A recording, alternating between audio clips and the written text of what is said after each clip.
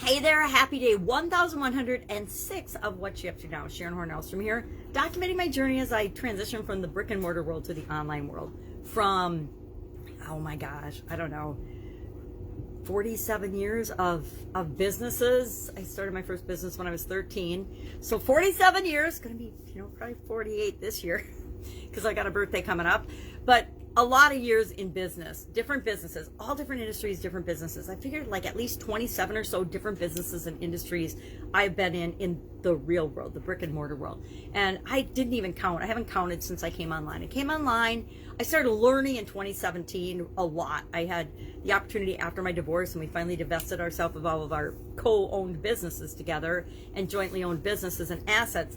I found myself with a decision to make. I could decide what I wanted to do. It wasn't really old enough to retire, so I didn't want to retire and just be done working, although probably should have traveled around the world before my vision got really funky and wonky. But I'm going to still do some of that. I'm still going to, when the world opens up again and we can travel again, I'm definitely going to do some of that. I'm going to go see what I can see while I can still see it, if that makes sense. But waiting for the world to open up a little bit more with the whole COVID restrictions and things. So today, day 7 of our Get Up and Go challenge, doing another Get Up and Go challenge, month of February, a little into March, because I like to do 30 plus day challenges. So they're always a 31 day challenge.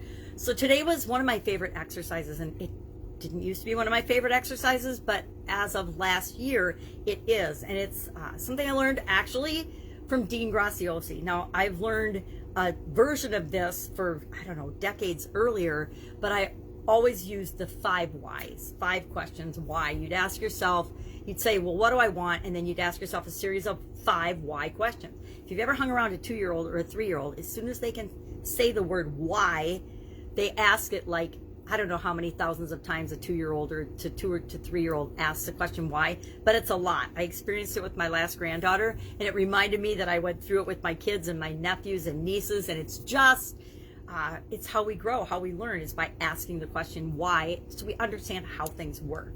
Well, last year, beginning of the year, before COVID hit, I learned from Dean Graziosi what he calls the 7 whys. And the 7 whys are the same exercise, but instead of asking 5 whys, you actually add 2 more whys and you go 2 more levels deeper.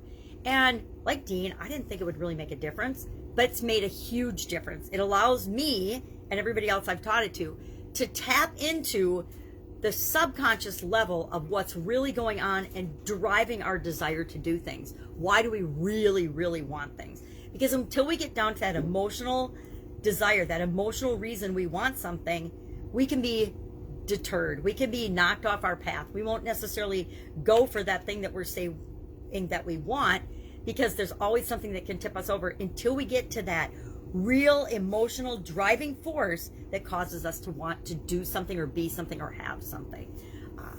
Think of anything that you want, anything you've wanted in the past, and if you had a really strong, emotionally connected reason for wanting it or doing it, chances are you made that happen in your life. If you didn't, if you just had a kind of wishy-washy, I'm going to try this out, I'm going to see how it works, I might learn how to play tennis, and then you have a couple good experiences, so you do it for a while longer, and then you decide, oh, it's too much work to learn, I don't want to do it, and then you let go of it because you didn't have a strong enough why. But if you wanted to learn to play tennis and be a good tennis player and compete, and you had a strong reason why, because you had your sense of identity and self-esteem tied into that, and it made you feel good when you won, and you felt like it was something that you could continually improve in, whatever your reasons why, the more of those reasons why and the deeper you go, and if you can hook it to an emotion, like say the reason, if you go down 7 layers, you find out is the reason is you want your mom or your dad to be proud of you because you felt like they've never really been proud of you, or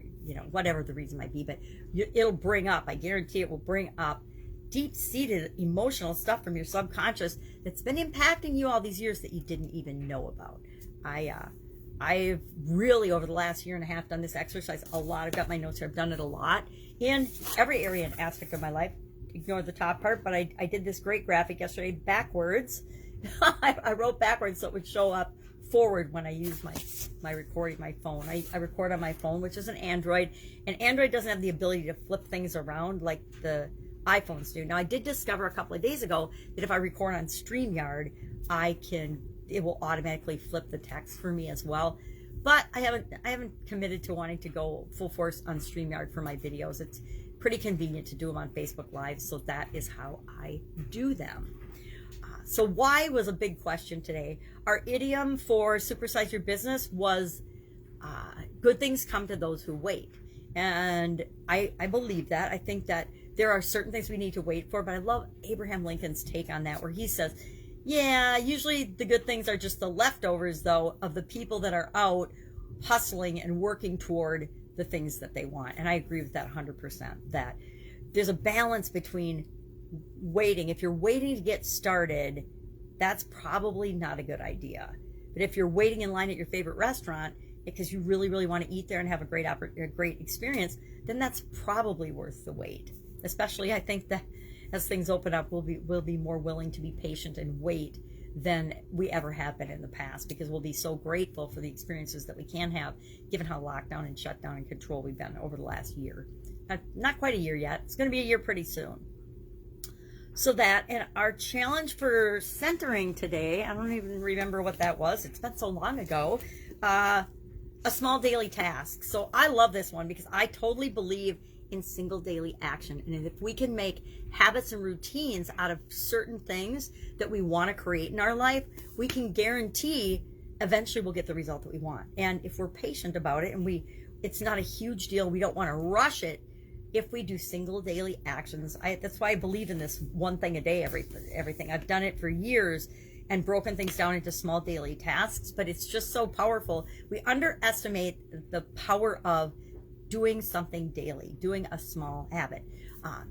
And my son had listened to, I don't remember who teaches it, but somebody taught about making your bed every day. And I've gone through phases where I've made my bed and not made my bed every morning when I get up. And I don't know, it was probably year before last, he reminded me of that and how important that was. And I started committing to every day, the first thing I do when I get out of bed is I make my bed. Even before I go to the bathroom, brush my teeth, or do anything else that's part of my morning routine, I make my bed right off the bat. The alarm clock goes off, or the phone goes off, I'm up, bed, boom, the rest of my morning routine. And I didn't think it would make a difference, but psychologically, something as simple as that makes a huge difference, because we've already begun our day winning. We've already successfully accomplished a task and done something positive for us in our life, because it feels so nice to hop in a nice, beautifully made bed at the end of the day. That's part of my wind down routine, right? Is enjoying just being able to crawl into that beautifully made bed. So we set ourselves up for winning, not only the beginning, but the end of the day, by doing something as simple as making our bed. So you don't have to make your bed. I mean, like I said, I've gone in and out of that for years. And sometimes I just was busy and I'd be late and I would just run out the door after my, minimal getting ready to get to be where I needed to be based on my commitments to other people. And I didn't always make my bed. But something as simple as that, believe it or not, can make a huge difference. And, people are like, I don't have time for a morning routine. I don't have time for an evening routine. I don't have time to have good habits. Guess what? If you had good habits, you'd have plenty of time for those habits, because you'd be freeing up all the time that you're wasting on not having habits, not having routines, and having bad habits. At least that's been my lessons learned over the years. So that's what I've got today. I've got a bunch of stuff going on. I had a brand new grandbaby yesterday, so I'm pretty excited and stoked about that. She's absolutely beautiful. Looks like her daddy. I think looks like my daughter as well, but she definitely looks like her daddy. I don't think they have a name yet, so I'm excited to hear when they have a name. They might have texted me while I was making videos this morning, although I doubt they're awake yet. We'll see. They're going to be in the hospital for a few days due to a couple of little complications, but everybody's doing well, so that I'm much relieved, and that makes me feel grateful and happy. If you have any questions, if I can help you in any way, anything about business, processes, systems, offline businesses as well as online businesses, just hit me up in the comments below. I might not have the perfect answer for you, but I guarantee I can help hook you up with the person that does. Have an amazing day, and I'll, of course, be with you tomorrow.